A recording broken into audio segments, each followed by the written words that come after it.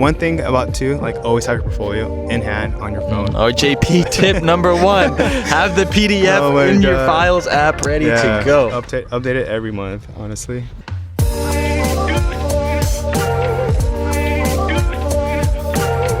3, 2, 1, let's go. Oh. Yeah. Hello, everybody, and welcome back to the Surface Level Podcast. Today, I'm joined by JP Volume, brother, son, grandson, cousin, designer extraordinaire. Thank you so much for being here. Thank you for having me. Of course, bro. Today, I wanted to talk about parts of you that have inspired me. And one of the things that I've always turned to you for is advice on contemporary design culture. You seem to be so up to date on everything happening in the world. Yeah. How did that come to be? How did you come to be so informed about everything that's going on? Honestly, I feel like a lot happens to do consumerism. I feel like, to be honest, You're locked in.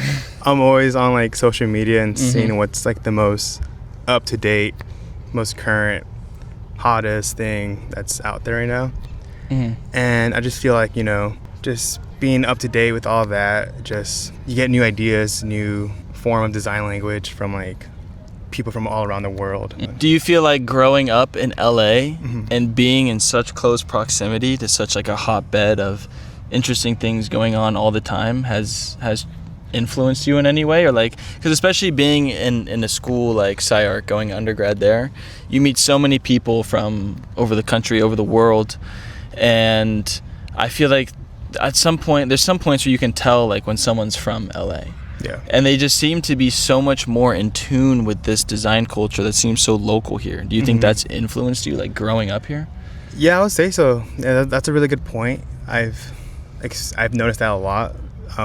Transferring from community college to SciArc, I feel like going to community college at Pasadena, I was just surrounded with a bunch of like local from like LA, San Fernando Valley, San Gabriel Valley, and you get like a sense of the community and who's from here. And then once I transferred to SciArc, I took the design seminar or the transfer seminar. Yeah. And you could tell like I was only like one out of like, I don't know, like 5 other people that are from LA. Yeah. And it's pretty insane how you could tell who's from here and who's not. I was just having a conversation with my other friend like a couple weeks back, how you could tell who's from LA and who's not when you're like walking down Silver Lake or like Echo Park, and we're like, this guy's from LA, this guy isn't. And I guess to answer your question, I feel like LA hasn't been getting any love. Well, recently they have been, but I feel like in the past it's always been like New York, Paris, in Europe or like in the East Coast, and it was never like, oh, like LA is up and coming, or like LA has this like really cool design. Like in terms of like just design culture and recognition in general. Yeah, exactly. And I feel like the focus has shifted a little. I feel like a lot of brands have been coming to LA, a lot of manufacturers are coming to LA, and it seems like that's like the boiling pot as we sit right now, which is pretty cool. And being from LA just shows that, I don't know how to describe it, just like I feel like honored to be an Angelino, like that we're getting recognized now. From the past, like I was always New York or like Paris, and like now it's our time to shine. It's like being a fan of an underdog team. Yeah, and exactly. Y'all start turning up. Yeah. And okay, so what are like some upcoming brands and things that you're interested in that inspire you? Especially ones maybe that are based in LA or that are coming more into the LA scene. There's a lot of new up and coming brands from LA. For example, Paisa Boys. What's that? Paisa Boys is like a, I would say up and coming Latino brand from LA. I was honored to like work with one of the co-founders from Paisa Boys, Javi, and I'm just like very grateful. Like he gave me the opportunity to like, one Angelino to another, like help create this one like design product and come into like in the real world, from his sketch to like me fabricating, designing it, and like modeling it. Was this like the belt buckle? No, this is the Nike Spirit, actually. Okay, come on. Yeah, now. So how do you get opportunities like how do you just find cool people and become close enough with them to where he offered you this position, or you asked for Honestly, I just reached out. He has a big following, so I knew I reached out to him. So you knew him? No, I didn't at all. know him. You knew did not know. No, you'd never seen him like in person. You never met him. Yeah, I just reached out to him. Yeah, like how so? How so? I just DM'd him like, yo, like, I can make this happen. And then, but like you came to him with an idea, or he already had an idea? He already had an idea. And how did you know he had this idea? He just posted it on Instagram, and I was like on a story, and he was like, yo, I'm looking for someone to do this. Not even. He just posted like a graphic design artwork. And in my mind, I'm like, this is like a fun design challenge for myself that I could like for sure do. So I reached out, didn't get a response because, you know, he has a huge following. So I'm like, who the fuck is it? I'm like, who is this guy? Yeah. So I'm like, I saw that he has mutuals with my other friend, and I was like, hey, like, would you happen to, you know, just, you know, tap on your shoulder, like, hey, like, I have someone that like would love to, you know, make this come to real life. Yeah.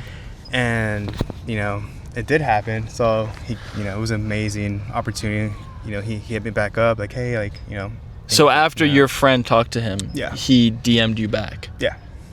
Damn. Yeah. So just connections, I guess, you know, like networking. But so when, I mean, I always hear networking, and I want to get into this with you a little bit because I feel like one of the biggest weaknesses that a lot of creative people have, that I have especially, is I feel like I can do all the things, right? Like a lot of people feel like, oh, like if I just had that opportunity, like, oh, I would be so, like I would do the sickest thing ever. Yeah. And I feel the same, but like I feel like if I had the opportunity to do one of those things, like, yeah, I would take off. Yeah. But it takes another kind of person to get those opportunities. Yeah. Right? Like people just say, oh, just network. But like, what does that mean? Like, what does networking look like to you? How do you get into that? How do you strategize that? Is there a strategy to it? Like how do you start building that? Well, honestly, I feel like I've been like networking since I was young. Like I learned how to talk to people back when I was like little 5-year-old. No, not even in middle school. Connecting with people on LinkedIn. I know, right? No, like honestly, in middle school, high school, like I used to help my dad out. Like, you know, we used to like sell at the swap meet before it was even a huge thing, and I was like just talking to people, you know, negotiating and like getting a sense of how to like, you know, just, you know, be a genuine person.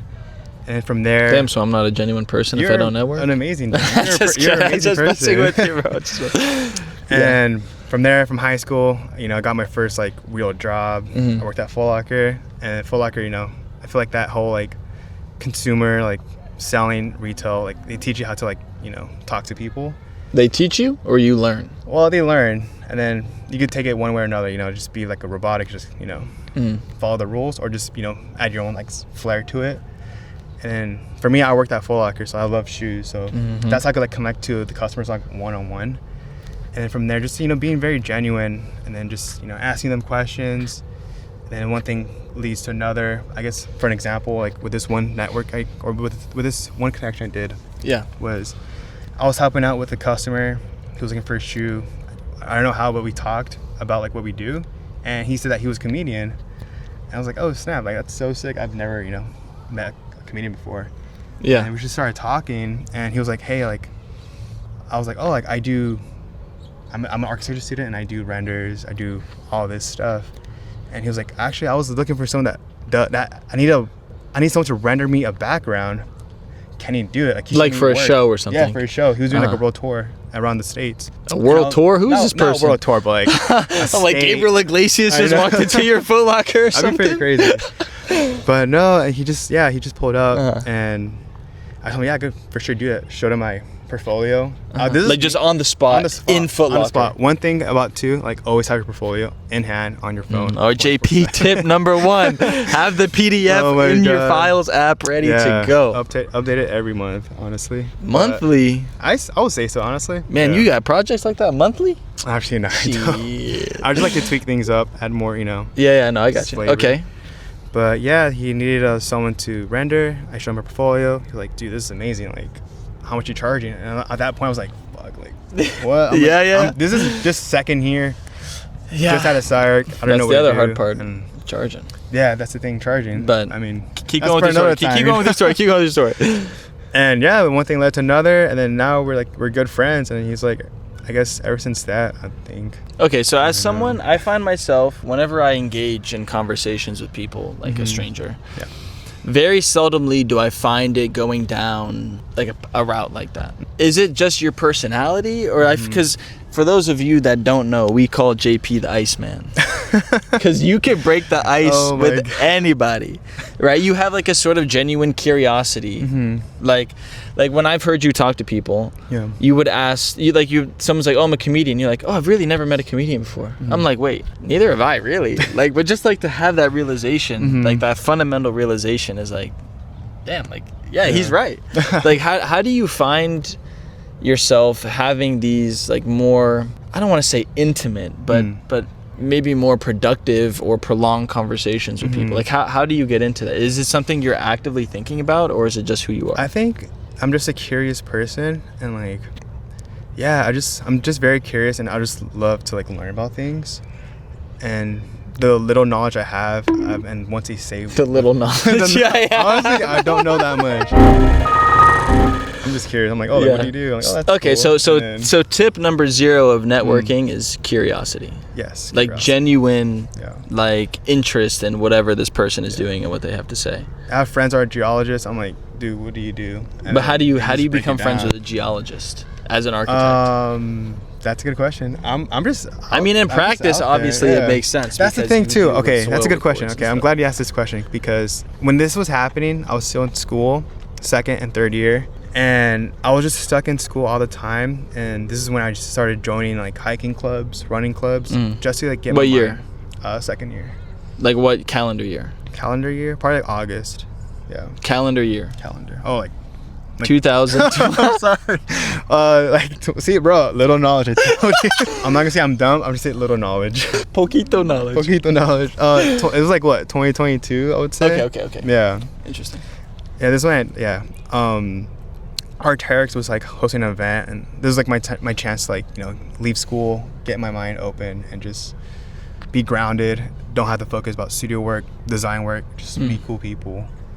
And meeting these cool people, they bring up, you know, they go like, you know, have like the sickest like t-shirt or like shoes, or like they just look cool. Yeah. And from there you just start asking them questions. Like what? Like how do you approach like if I went to some Arc'teryx hiking event out of the blue after being cooped up in school for 2 years, but I would be deadly scared to talk to somebody wearing a super cool outfit. Yeah. Like how do you go up? How do you approach somebody and go up and start talking to them? You just, I don't know, I just compliment them, like, dude, like. So you start hyping them up. You look sick, like.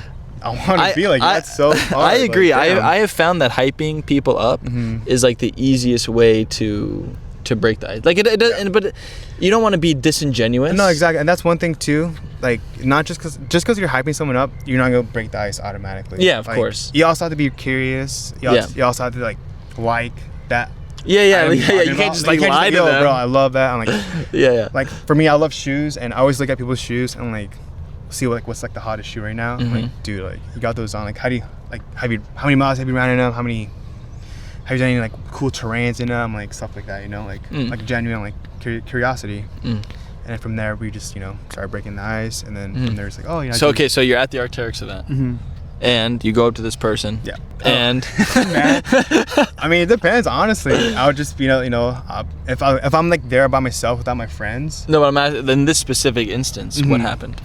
With this, I'm like, dude, like, you got the ACG on, or like I'd just be like, oh, like, you know, we're matching or something like that, and then we just talk about like how our days went, like, and then from there, you know, we just.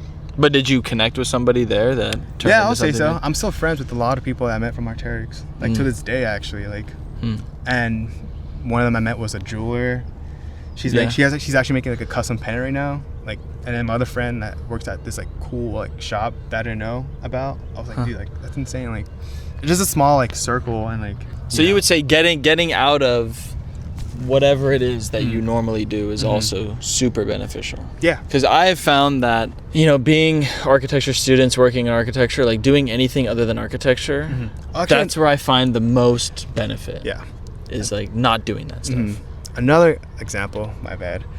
That's why you're here, brother. Another example, this is like outside of Arc'teryx. Now this is like during like COVID, I think, like 2019, before COVID. I was at IKEA, and then I met this dude named Dino, and that's like the founder of Momo Toys. Okay. And from there, we just built our relationship from like throughout. Okay, but like, you pause. You're at IKEA. What? Just a random Saturday? No, it was like a Virgil Abloh IKEA furniture. Okay, bro. Yeah. You made it seem like you just popped out of IKEA to get a hot dog. We were all there, just like just hype beasts, like waiting for like, to buy a clock, a rug. So you were in line. We're just in line, just talking, and we're all just students. And you're talking to whom? Well, I was in front of him. And you didn't know who he was? No, you just turned around? We were just talking just because we were there for like But how do you start hours. that, I mean, honestly, when you're in line for like 5 hours. I guess, at that like point. 6 a.m. Yeah. On a Saturday morning, you just started talking to people. Yeah, okay, that's true. Like, I don't know, what are you going to do after this? Yeah. Or like, for example, for him, he pulled up on me. He was like, started speaking Mandarin, and I'm like, oh shit, like my bad, I don't speak Mandarin. He's like, oh bro, I'm just fucking with you. I'm like, damn. So he started fucking with you. Oh my god. And our friendship is like, it's pretty nice, like, and then back then he was, never had this idea of like becoming like a toy dealer. But so in that moment he had nothing to do with Momo's toys. We just love just buying, like, consuming stuff, like hype shoes, anything like that. And then in the future, more and more, how he finished school. He went to FITM, so he finished school. And then, what's FITM? It's a fashion school in downtown Here. LA. Yeah. Oh. And then from there, we still kept in touch. And then from there, he saw me. I was like making furniture for school. And then that's when he hit me up like, yo. On Instagram. Yeah. Yeah. And then from there. So from you putting your stuff out there, you received opportunities. Yeah. From someone you had previously just met, like, friendly. Yeah. I see. And then from there, he's like, yo, I'm having a storefront. This, I need the cool furniture. I saw that you're making stuff. Like, would be down. I'm like, bro, I'll be honored to do that. Like, I'd love to. For free. Maybe. I'm just curious how it starts. I mean, that's how a lot of these things start. Yeah, exactly. Yeah, it was for free. It was just like, he was like the homie. Like, I can't, like, I could charge him, but I'm you could, but I'm not going to. I got you. Friends and family. Exactly. So yeah, I put in the hours, put in the work. It took me like a couple months, like a month to like finish the whole thing, because I did it all by myself.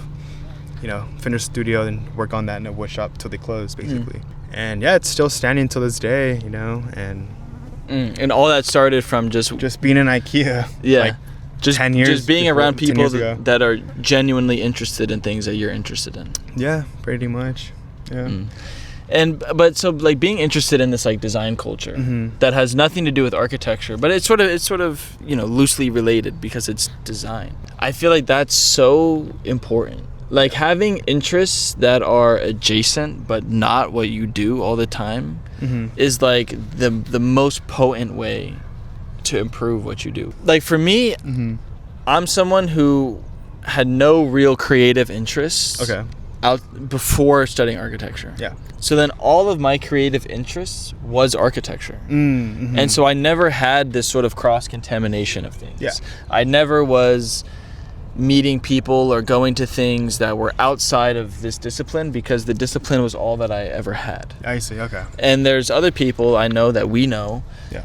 that are interested in like other things, like I use music, for example, that is more loosely related because again, it's all creative thinking and it builds you as like as a disciplined and creative person. But it, like the skills or let's say the cultures aren't necessarily as transferable as something like, I feel like hype beasts, spatial design, set design, like industrial object design and architecture are more really closely related.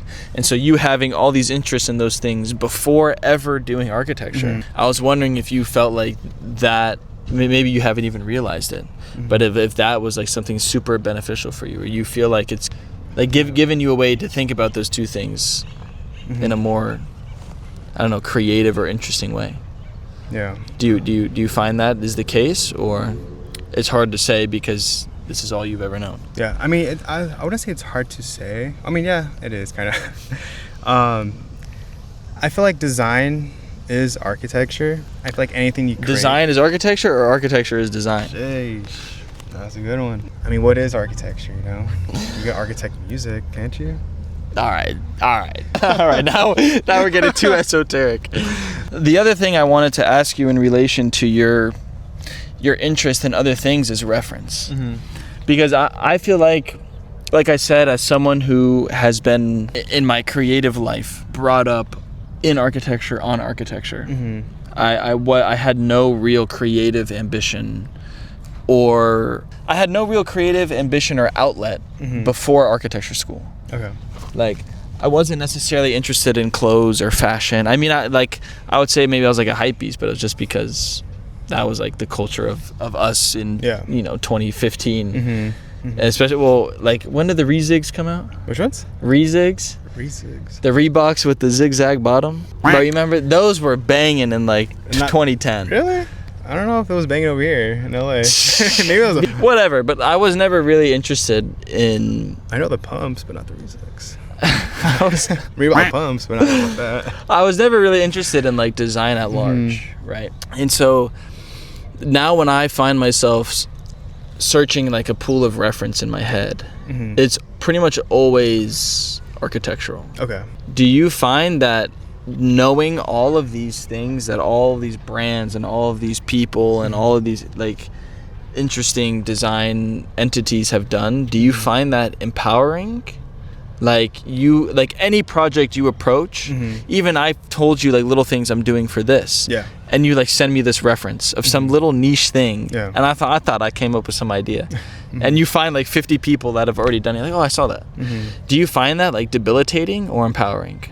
I find it empowering, honestly. Like any idea you come up with, you probably already know of someone or something else that's done it before. Yeah. See, to me, that'd be like, well, shit, I'm cooked. Not if I find a new idea like that, right? Or yeah, but I feel like no matter what idea I come up with, you've already seen it before. Well, honestly, it's not bad either. Like, it just shows that you're in the right path, I feel like. I feel like you're in the zeitgeist. Exactly. And then once you see that reference, you're like, all right, like, how can I one up or be different, you know, from that one reference you've seen? Like, for example, like my project I did at school, like my final project. Your thesis. My thesis, yes. I had so many references from that thesis. Architectural, non-architectural? Everything from architectural to like...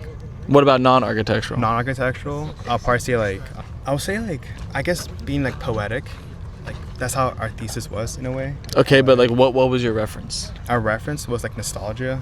Like missing something that was once there. But was there like someone or some writing or some object or some building? I was listening to some songs or a song that just sparked my brain, and I was like, how can I make this into architecture? And dude, same. How can I build? Same. Yeah. Same. Yeah. Man. So the reference became an ethos. Yeah. Right. It became an aesthetic. Yeah. I see. See, for me, it was MF Doom. It was like, how can I make MF Doom? And then Brat architecture. Yeah. For you, it was what? Like some indie? It was like a hyper pop music that's like honestly so funny because like, you know how like Spotify does the top 100 listeners? Yeah. I was like the top like 0.000. Oh, like 10. Yeah, 10. It was like that ain't nothing, bro. It was a pretty niche band, so. Okay, I see. But I was playing it on repeat every day for pieces.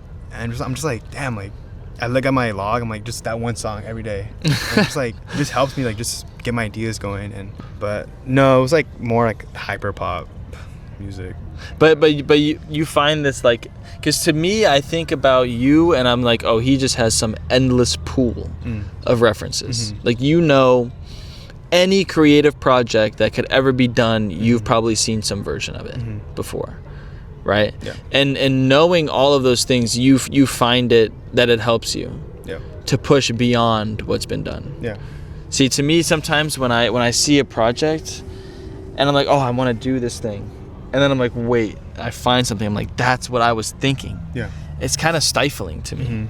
Like, it kind of, like, it's like that knife in my chest. I'm like, damn, like someone already did exactly, like if I just did what was in my head, it would be what this person did.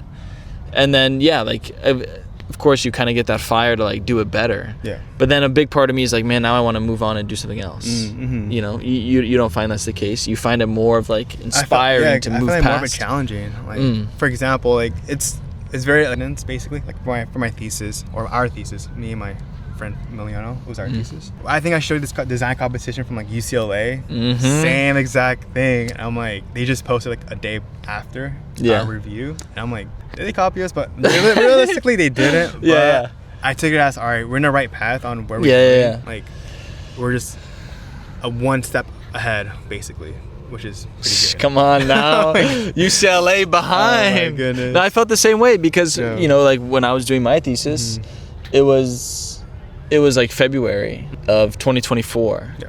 And I was trying to come up with, again, this like aesthetic ethos around my project. Because I was really struggling to figure out what I want my thesis to be about. I knew what I wanted it to be, but I didn't know what I wanted it to be about. Like I knew what the product was going to be, but I didn't know what I knew what the content was going to be. I didn't know what the meaning was going to be. Yeah. And I was really, well, I still am, but at that time I was like super deep into like the MF Doom lore, right? And I was like, okay, I need to come up with this idea and this aesthetic and this color scheme. And so in February, I'm like, oh, I'm just going to do like this electric, off-putting green, you know? Yeah. And then come summer 2024, and I'm like, okay, now I'm like solidified, and my thesis is about like this. I'm not talking about music, but did you reference that song in your thesis? Like, did you explicitly talk about this song that you were listening to? No, we didn't. Yeah, exactly. Yeah. So it just came from this. It just came. Exactly. And so I wasn't talking about music at all, but it was explicitly to me a connection to music. And then all of a sudden, it's like this Brat album comes out, and it's like this almost exact same green that I'm using for my thesis. Yeah. And I'm like, I guess this is just the color of 2024. And then I'm having my thesis review, and you know, we get 45 minutes of review. Yeah. I worked for 8.5 years, 7.5 years for this final project. Yeah. And like a quarter of my final review comments were about Brat. I'm like, bro, this thing didn't even exist when I started this project. I mean, to anyone else other than probably, you know, the people that made the album. Yeah. But at some point you kind of look and you're like, well, yeah, maybe I just was in the zeitgeist. Like this was just the time. Like this was what was going on. But I think for me, I didn't listen to the album that much. I see. While I was making because I mean the thesis was already formulated by the time that came out, and I wasn't listening to it. Now that I've written about it after doing it, I write about Brat, but that wasn't a part of like the initial ingredients of it. Yeah. But so for me, the point I'm trying to make is a lot of times I do better with less reference. I see. Okay. I find that disconnection allows me to express myself more. And even if it ends up being like sort of related or adjacent to something else that already exists, at least I know intrinsically that I wasn't influenced by that. I see. Like maybe it ended up there, but I wasn't influenced by it. Yeah. You know, but I guess for you it's more like having this deep knowledge allows you to move beyond. Yeah. No, but do you feel like you successfully move beyond things, or? Yeah, I think so. Like most of my work has just been a lot of referencing, from like not just referencing, but like visually, but like techniques. I feel like. And with those techniques, you see a lot of like errors, and from there you're like, all right, I think I do it better, and you know, you see the outcome, like, oh, you know, I did do it better. Do you have any examples? What do I have? Think of a technique where you saw someone do something, you're like, wait, that's kind of some bullshit. I can do that way better. Yeah, I'm trying to think right now. I've just done like so many things. There's just so many things that I've done. Like it's just hard to keep track of all these cool techniques I've come up with. Yeah, I can't think of anything on top of my head right now. Because I agree. I find that the most exhilarating references for me, it's not like, oh, that looks badass. It's like, oh, wow, now either by looking at something and reverse engineering or seeing the way someone did it, I'm like, holy shit, you can do that like that? You know, like for me, do you know Preliminary Research Office? Yes. Yeah. Why am I even asking you if you know what something is? I actually know someone that works there. That's true, we do. No, it was like, for me, seeing his work, it was not about just seeing the work. But when I try to reverse engineer it, I was like, wait, okay, A, this has to be how it's done. Yeah. And B, realizing how it's done was like so I'm like, okay, you can be so loose and fun with the way that I make things. Yeah. And understanding through technique was so critical for me. But again, like, I feel like I don't really have that many references. So when I find one, I spend a lot of time reverse engineering it. Do you find like you latch on to some things that you see, or you move on pretty quickly because you know so many things? I'll probably say I just like move on pretty quickly. Yeah. Are there things that you found that have really stuck with you? I don't know. I just feel like what I'm getting at from this question is that, like, are you trying to say like final input, and then from there, like, do you keep on going? Like, is there some brand or some object or some person that you found that has stuck with you throughout? Because, like, you know all these things. Yeah. I feel like I know only a few things. So everything I find that I keep is, like, really close to me. And I'm wondering if there's any things that have stuck out more for you that you keep in your back pocket or keep in the front of your mind more. I guess I always I love to show like the behind the scenes, so I feel like that could be a thing that I always do. I don't know that would, like, but like, is there someone specifically that you saw that doing that you were like, ooh, that's a good way to do that? Yeah. Probably like Tom Sachs. So he shows process a lot. Yeah, process. Same with Virgil, Virgil Abloh, he showed a lot of process. But like how? Like on Instagram and publications? Yeah, like what? Everything. Instagram, publications, lectures. Same with Tom Sachs, using like the most cheapest materials that you could find at Home Depot. Do you feel like Instagram is the most powerful platform? Yes, 100%. When people say like they don't like social media, I'm just like, this is like the whole world in your palm of your hands, and you get so many references, so many techniques, anything you want, like job opportunities. So you feel like as a creative person, if you're not using Instagram, if you're not putting things out on Instagram, then you're not that you're wasting potential, but you're wasting potential. I mean, it could be both ways, honestly. Now that I'm thinking about it, like I'm taking a step back now. I'm about to say, what's the last thing you post on Instagram? I just post whatever I'm doing because. But I mean post. Post? Like my work, or just like, what do you mean? Like how would you recommend someone use Instagram? I see. I mean, it just depends on the user, honestly. Like, I've also met a lot of people that aren't in the creative space that just post, how it should be, like just, family and stuff. How it should be. Not how it should be, but like just, they don't use Instagram anything. They don't use Instagram to like network or to like produce, They just use it just all input. Just for fun, yeah. And then I use Instagram just, show my input, show my work, hopefully get, freelance work by that. Have you? Other than the times you described earlier? Yeah, I'll say so. How does that come about? Just showing your process, just showing. Well, how do you show your process? You just post a lot on your stories. Like just taking photos of things that you're doing as you're doing them. Yeah, honestly. It could be you 3D printing something, 3D modeling, rotating a Rhino file. It looks complex to other people, but just put that junk in wireframe. Yeah, just put it in wireframe. Like, it's pretty, yeah. So you think it's about, a lot of it comes from just showing what you're doing to the world. Yeah. I feel like that's like the most like, I mean, and then other people could like, disagree. Some people like just, just show the final product. Don't show the, just gatekeep in a way, I mean, I found when I was teaching, I was telling my students a lot that really the only thing that matters is the final product. In a review. Yeah. Now, this is not about Instagram. I agree, Instagram, you should show everything. But there comes a point where I also think that's, because I've just seen people that, especially like in a thesis presentation, their thesis is all about process. I'm like, but then what did you design? Yeah. Like there has to be some outcome. Yeah. There has to be some output. There has to be something to chew on. Yeah. But I've kind of turned the page on the whole Instagram thing. I see. For me, I was one of those people I'm not trying to gatekeep. Yeah. But I was like, I'm not really trying to put myself out there. I just want to do my thing, do my stuff. I mean, I guess being low key is it, but I just wanted to kind of put my head down and grind. Yeah. I mean, for this podcast, like, where do you want to take it? Like, do you want to be low key just for friends and family? Exactly.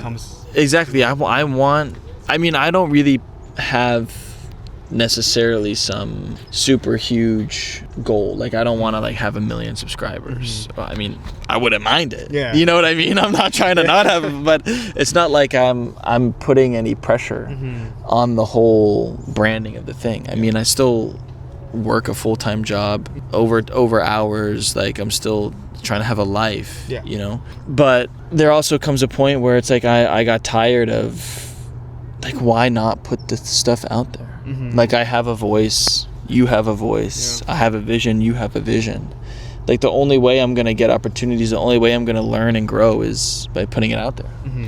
And I've realized, meeting more people, that like Instagram is the most potent creative tool.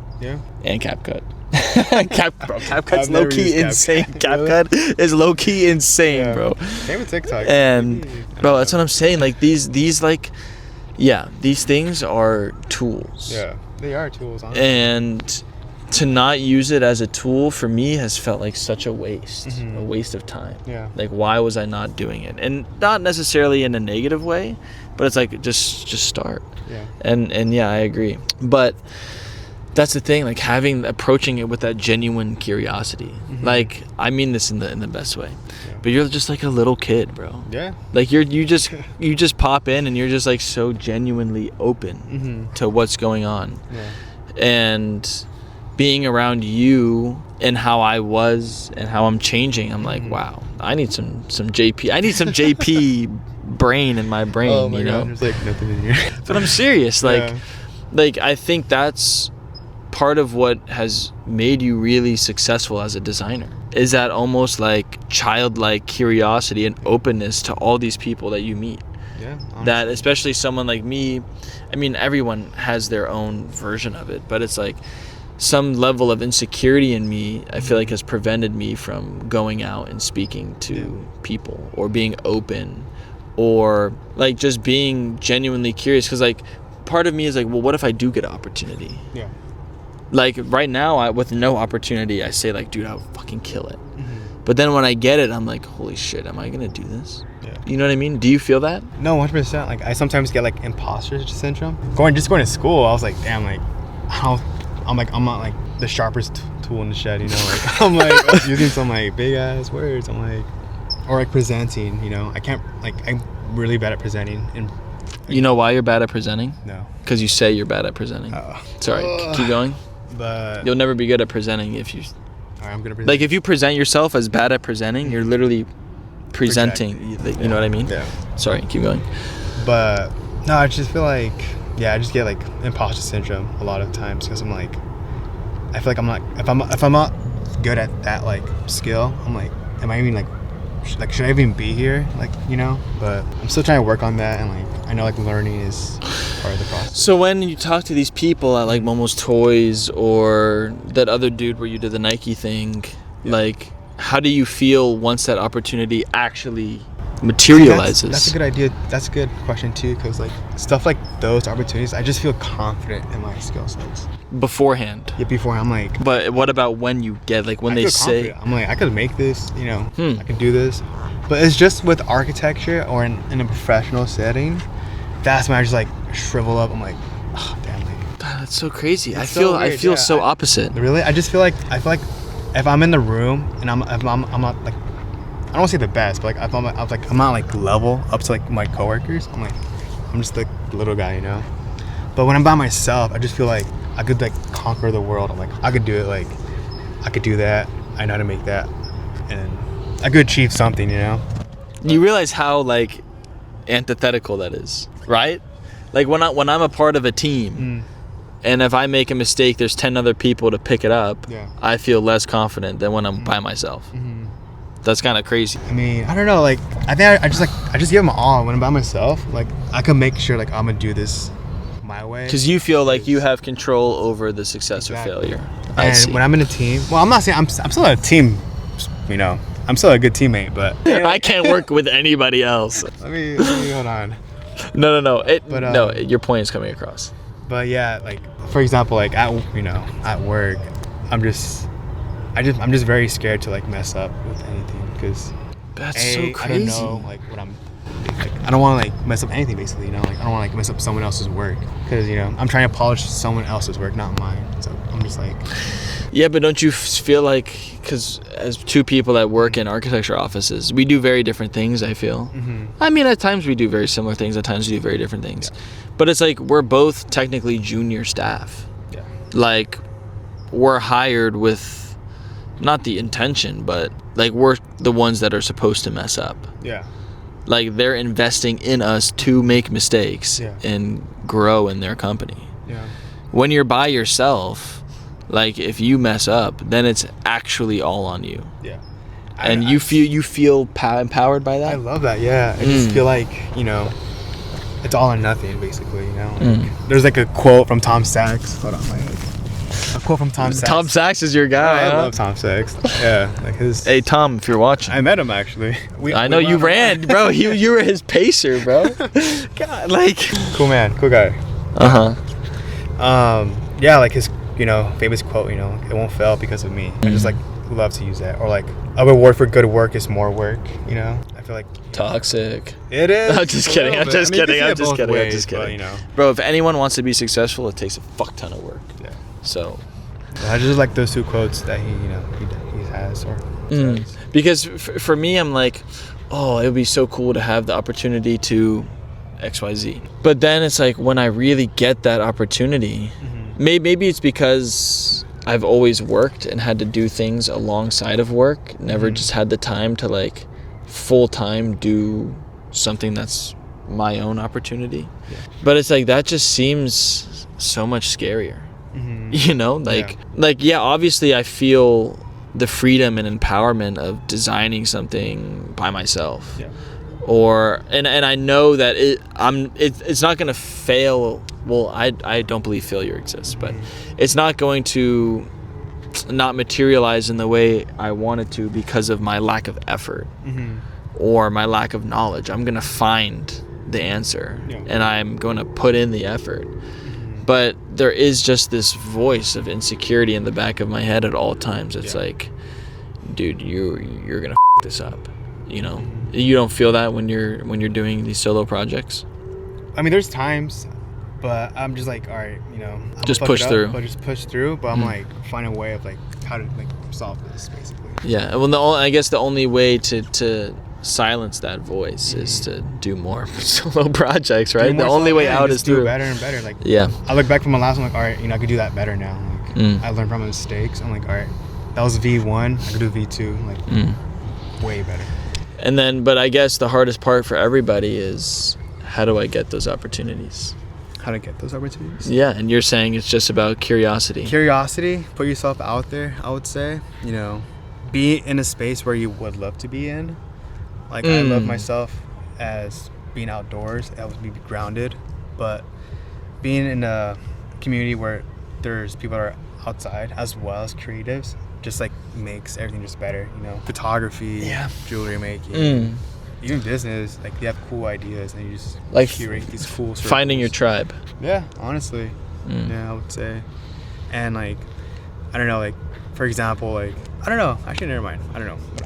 I mean, because there's an excuse that I've heard it a few times, and having lived most of my life not in LA, I kind of sympathize it with a bit. In, like, thinking about being in Florida, right? Especially when I was teaching, I was trying to find a community of young creative people that wanted to just make cool shit. And I feel like in LA, it's like hard to not find that.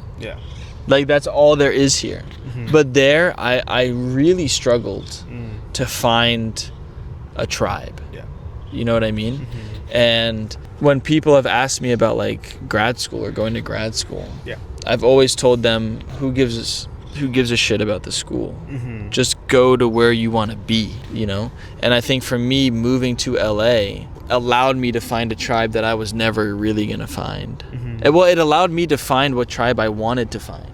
Because at some point I didn't even really know what I like to do, because I didn't have this range of activities to really, like, I never had people around me interested in this range of activities. And so hearing you say like, I was interested in hiking, and then I found this like Arc'teryx group, and then those people that are cool young designers. Sometimes I sympathize with people that say like, I can't find that where I live. Yeah.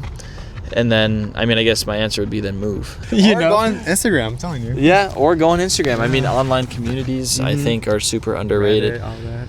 But yeah, I find, again, to reiterate, like, your genuine, curiously open mind to be like I identified it so fast as like, wow, that's like, I think everybody that knows you knows. There's so much more than this, but okay. It's like, that's one of the things that makes JP so successful, right? Like, that way of thinking, that I've never met anyone else that thinks like at that fundamental level. Like, it's almost like childlike, like a child sees something and they're like, ooh, big, ooh, shiny, But it's so, I think it's so underrated how important that is in a conversation. Like, I can't think of an example, but I've heard you ask people these questions, and I'm like, that's a good ass question.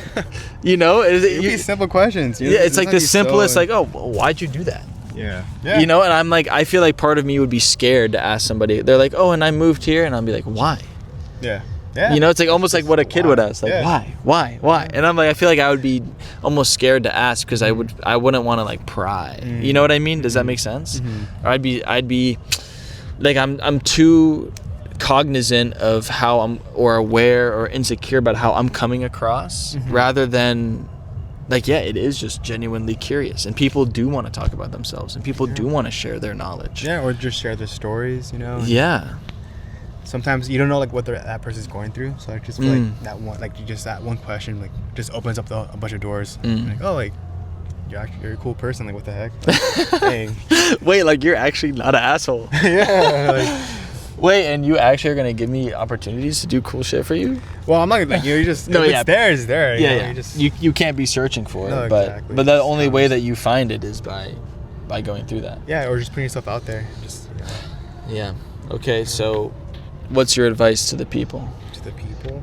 Put your shit out on Instagram. Ask the stupid questions. Just remain curious, Stay curious. Always learn something, But do you find that curiosity's been with you since you were a kid?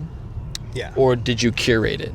Have you developed it consciously? Honestly, like, I've been through so many, like, in my whole like life, just been in different like paths. Like, for example, like the reptile show. I love. What's the reptile show? Reptile show. Well, back then I was like, what? When's then? In middle school? I was like middle school. It was like 2011, 2012. Before architecture, I was gonna be like a herpetologist. I thought you were gonna be a zoologist. Well, same thing. You can be a herpetologist and go to a zoologist. Anyways. But you act like that's common knowledge. My bad. But no, I still have a passion of like reptiles and amphibians. Like, okay. That's the people like know me as a frog guy, or like lizards.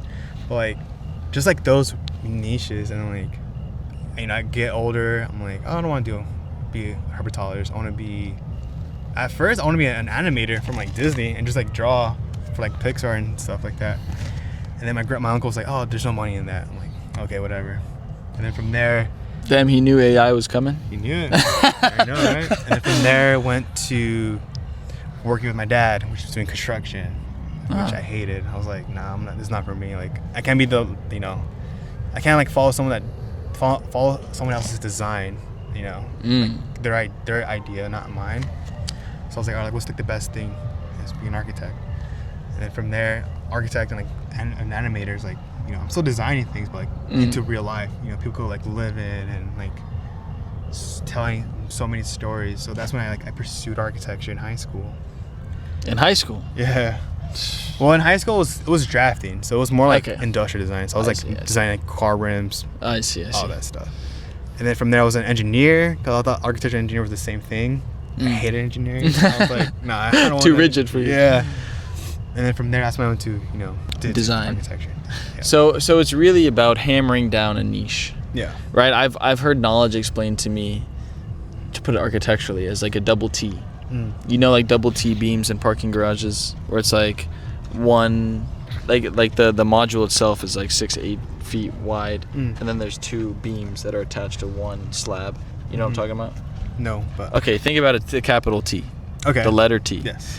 Knowledge spans breadth, and then you have knowledge that spans depth. Okay. You have the stems of the T. And so you kind of like, obviously the best would be both, but people at some point you have to choose whether you're going to be more broad or more deep. I see. Right? So you're saying having way deeper but less stems, being way more niche and way more into a few things has helped you develop this curiosity that allows you to produce in this way more than having such a breadth of knowledge that's not that deep. Is that true? Yeah, I would say so. And then from there, you just, that knowledge. Because you've tried a lot of things. You've spread thin. But the curiosity is really about the depth. Yeah. Yeah, I mean, for example, like, my depth in architecture may not be that deep, but I always like... Well, it is that deep. What do you mean? That deep. I mean... You went to one of the best schools in the world for 5 years. Yeah, but... And now you've worked in the profession for a year. True. At our age, it can only be so deep. Yeah. You know, you're comparing yourself to people who have worked for 10, 15 years on one thing. True. You know what I mean? Yeah, when you put it like that, yeah, that's true. But like, think about everyone else our age and how much they know about their things. You probably know more about architecture than a lot of people know about their things at this point. Yeah. I guess I'm putting myself in other people's shoes, like, in architecture fields. I'm like, I feel like my knowledge, I mean, same. I'm like, geez, he knows more represented me, like... But there's so much more. I guess the whole point of having you as the guest as well was there's so much more that you know outside of the discipline that I feel has helped you in the discipline more than knowing the discipline. Yeah, I would say so, yeah. Right? Like, that's the power. So... I guess, yeah, one thing, just remain curious. Stay curious. Stay curious. Where's that from? I don't know. Dang, it's from, like, one dude. See? I don't know. I just know stay curious, but you know where it's from. Like, stay curious, something. But and stay on Instagram. Well, when you put it like that, it sounds bad. But has it not been empowering for you? True. Like, for you? True. Don't think about what it's like. Of course, social media has been toxic and ruined some people's psyches. Yeah. But for you, Instagram has opened up a lot of doors, I would say. Yeah. Just, be genuine, stay curious, post what you're doing, whatever you're doing. And run up mountains. Yeah, I mean, I would love to talk about mountains and why I do this a lot too, but maybe that's another episode. Another pod, baby, another pod. All right, well. I have a good one too, so. I really appreciate you joining me, brother. Thanks for doing this. Thank you for having me. Come on now. See? Was that nerve-wracking for you? No, it was pretty fun.